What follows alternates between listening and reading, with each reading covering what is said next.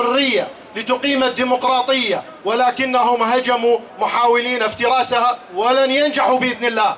المعركة مستمرة والربيع العربي مستمر، فهذه شلالات الدماء في سوريا العربية التي قدمت أكثر من 1,000,000 شهيد وأكثر من 1,000,000 جريح ومعاق، وفي اليمن والتهجير والتشريد والسجون تمتلئ، كلهم متكالبون داعمون للأنظمة العميلة الفاسدة التي تريد أن تهيمن، واهمين أنهم يستطيعون القضاء وقتل الربيع العربي، ولكنهم يمكرون ويمكر الله والله خير الماكرين. لن ينجحوا، فالثورة مستمرة في سوريا واليمن وليبيا وكل الأقطار.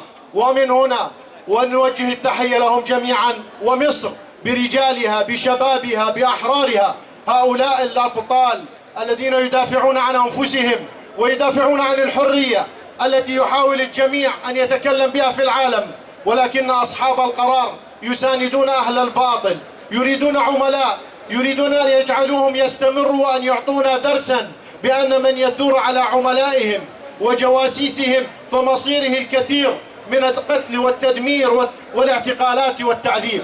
ونحن نقول لهم لا يهم، الثمن بسيط، نحن من أمة خلقت لتنتصر، ومن شعب هزم الخوف من الموت، ومن يهزم الخوف من الموت بإذن الله لا يهزم.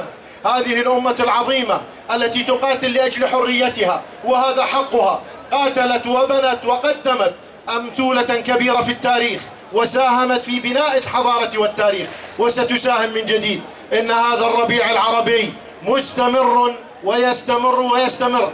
أنا أحيي أهلنا في مصر العربية وسجنائها الأحرار، فالسجين الحقيقي هم هؤلاء الجبناء الطغاة الفاسدون الذين يتوهمون أنهم سيستمرون ولن تطول.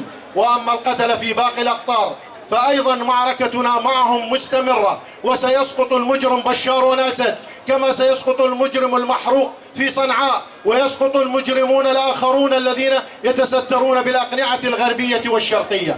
أمتنا تستفيق وتنهض، وهي ستقطف ثمار النصر بإذن الله. والسلام عليكم ورحمة الله.